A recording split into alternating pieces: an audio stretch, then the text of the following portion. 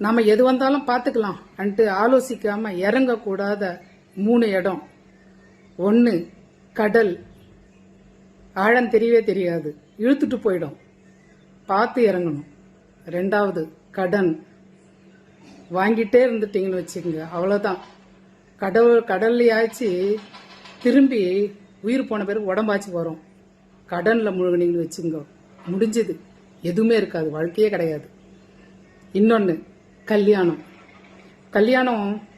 கல்யாணம் தானே பண்ணிக்கிட்டா போதுன்றதில்ல. பார்த்து நல்லது கெட்டது யாரு என்ன பார்த்து கல்யாணம் பண்ணணும்.